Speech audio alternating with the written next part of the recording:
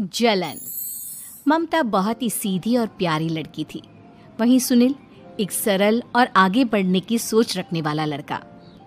सुनील, बेटा सुनील कहाँ है? अरे जरा एक गिलास पानी तो दे दो। हाँ माँ, अभी आया। क्या माँ, पानी तेरे सर के पास ही तो रखा है, क्या हो गया है? तबीयत खराब है क्या? अरे नहीं नहीं, वो उठने का मन ही नहीं कर रहा था तो देखा ही नहीं। वैसे क्या कर रहा है? यहाँ बैठ ना मेरे पास। माँ पढ़ रहा था। वो क्या है ना, नौकरी में तो वक्त नहीं मिलता, अब ऑफिस से घर आकर ही तो वक्त मिलता है। अच्छा अच्छा ठीक है, पढ़ ले जा बेटा।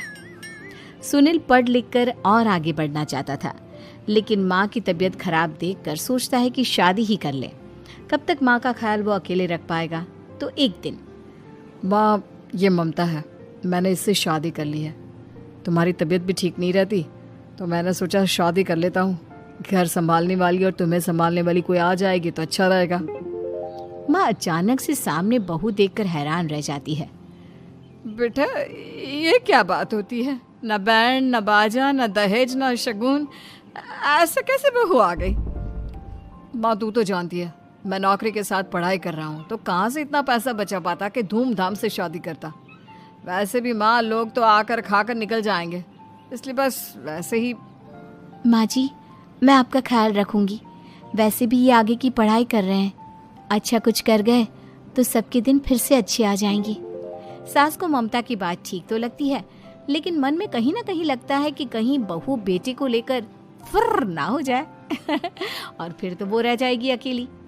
बेटा देख, मेरा जो कुछ भी है वो सुनील ही है, और सुनील का भी अब इस दुनिया में मैं ही हूँ और कोई नहीं। क्या सुनील? बिल्कुल माँ, लेकिन आज से ममता भी मेरे जीवन का अहम हिस्सा है, जैसे तू है। सास को बड़ा बुरा लगता है कि उसकी सल्तनत में कोई और हिस्सेदार कैसे हो सकता है। कैसे कोई और उसके 30 साल के बेटे की जिंदगी में अचानक से आकर बराबर का हिस्सेदार बन सकता है। देख बहू, मैं भले थोड़ा बीमार रहती हूँ, लेकिन इसका मतलब यह नहीं कि घर की चीजों में मेरा कंट्रोल खत्म हो गया है। मैं आज भी इस घर की रानी हूँ, समझी? बेटा सोचता है कि ये माँ को अचानक से क्या हो गया।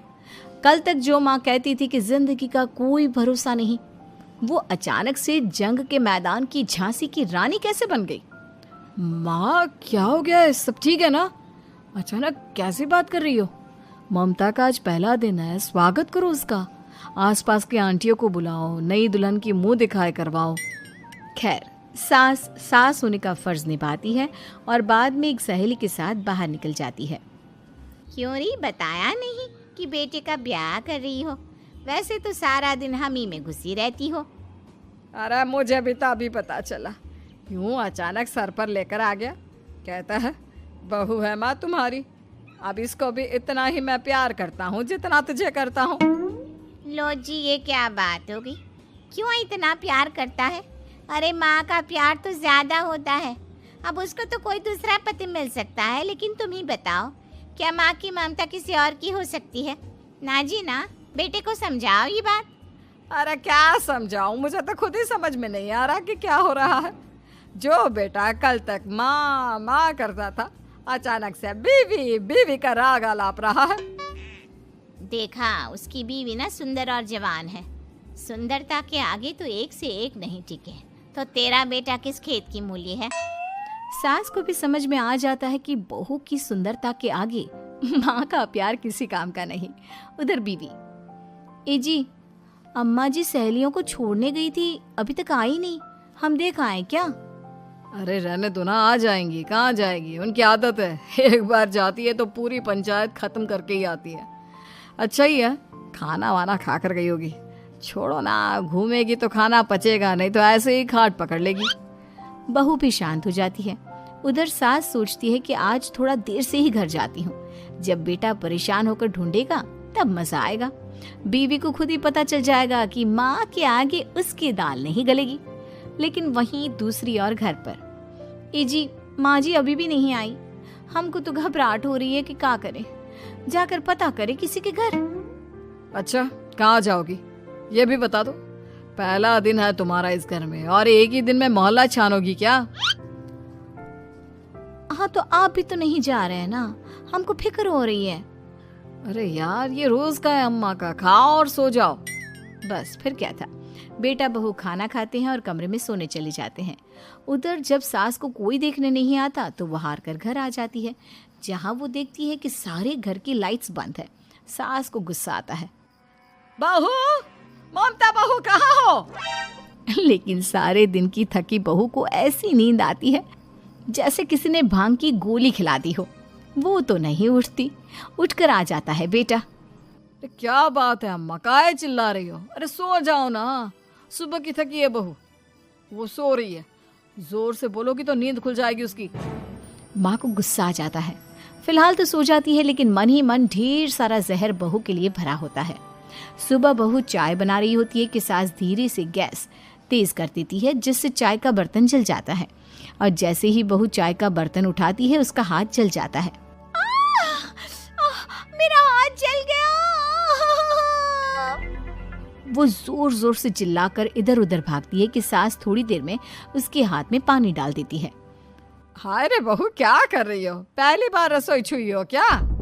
सासू माँ, गलती से गैस तेज रह गई थी और बर्तन जल गया, जिससे मेरा हाथ जल गया। हाय रे, कितना गंदा दाग। छी छी छी छी, मुझे तो उल्टी आ रही है तेरा गला हुआ मांस देखकर। तू ना मुझे अभी साथ से खाना मत लगाना। बहू भी खुद का हाथ देखती है तो उसे भी रोना आ जाता है। कुछ दिनों के बाद सास की सहेली आती है, बहू चाय बनाकर लाती है। उसके जाने के बाद सहेली कहती है, बहू की सुंदरता ऐसी है कि कोई भी दीवाना हो जाए। वैसे तेरे बेटे का क्या हाल है? अरे वैसा ही है, बहू के पीछे लट्टू। क्या करूं, कुछ समझ में नहीं आ रहा। मैंने तो बहू के चेहरे पर दिवाली के पटाखे की चक्री फेंक दी, उसका पूरा चेहरा जल गया। अब देखो ना रही सुंदरता, और ना ही अब मेरा बेटा उसे पूछता है। अरे अब तो वो उसे छोड़कर दूसरी भी देखने को बोल गया है मुझे। बहू सारी बात सुन रही होती है। आंटी, एक बात बताइए, क्या भरोसा है कि दूसरी सही आए और आपके अनुसार रहे? देखिए आंटी, मेरी सासू माँ को गलत बात सिखाने की जरूरत नहीं है। हमारा परिवार साथ में खुशी से रह रहा है। देख बहू, मेरी सहेली की बेइज्जती ना कर, वही अच्छा रहेगा तेरे लिए, समझी? बहू नहीं मानती है। वो बार बार उनकी सहेली को घर से निकल जाने को कहती है। तभी सास की सहेली पास के चूल्हे से लकड़ी लाकर बहू के चेहरे पर लगा देती है। बहू जोर जोर से रोने लगती है। अरे ये क्या कर दिया? मैंने कहा किया, ये तो तूने किया। तू ही नहीं चाहती थी कि बहू बेटे के साथ रहे, भला मैं क्यों करूंगी? मैं तो चली, निपटो अब। बहू रो रही होती है, दर्द से चिल्ला रही होती है, लेकिन सास उसे डॉक्टर के पास नहीं ले जाती। तभी पति आता है। क्या हो गया ममता? ये दाग कैसे लगा? तुम कैसे जली? ममता कुछ नहीं कहती, बस दर्द से करा रही होती है। पति माँ की तरफ देखता है। हो ना हो माँ, ये पक्का आपका काम है। आप ही ममता से जला करती थी ना। देखना माँ, अब पुलिस आएगी, केस बनेगा, लेकिन पहले मैं ममता को अस्पताल लेकर जा रहा हूँ। सभी अस्पताल जाते हैं, जहाँ डॉक्टर ममता की सास से कहते हैं, आपने तो नहीं जलाया ना बहू को? अब ममता की सास के तो पसीने छूट रहे होते हैं। वो घबरा कर कहती है, ना ना डॉक्टर साहब, कैसी बात करते हैं? हम क्या जलाएंगे अपनी बहू को? डॉक्टर ममता के पति से पूछते हैं, देखिए, क्योंकि ये ससुराल में जली है तो मामला पुलिस का बनता है, तो आप पहले पुलिस को बुलाइए, तभी इलाज पूरा होगा। सास डर जाती है कि अब तो बच्ची जिंदगी जेल में ही रहना होगा। रहने दीजिए ना, पुलिस को क्यों बुलाना? सारी हंसी खत्म हो जाएगी जब पुलिस के डंडे पड़ेंगे। बहू को जलाना भले ही बहुत आसान हो, लेकिन उसके बाद सारी जिंदगी जेल की हवा खाना। सास डर जाती है। पुलिस आती है। पास लेटी दर्द से करा रही ममता स्टेटमेंट देती है। तो क्या हुआ था? कैसे जली आप? ममता पास खड़ी सास को देखती है। बेटी बताओ, कैसे जल गई तुम? ओए, काका का किरण वाली शाहरुख, चुप, बिल्कुल चुप। सास चुप। सभी इंतजार करते हैं कि ममता क्या बोलेगी। जी, मैं खाना बना रही थी, लकड़ी उड़कर मेरे ऊपर गिर गई और मैं जल गई। सास बहू की बात सुनकर रोने लगती है। देखा माँ, कितनी समझदार है ममता। ये चाहती तो, हाँ बेटा, ये चाहती तो मैं आज जेल में होती। मुझे माफ कर दे। मैं आगे से अभी कभी ऐसा नहीं करूंगी। बहू के साथ मिलकर रहूंगी। मुझे माफ कर दे।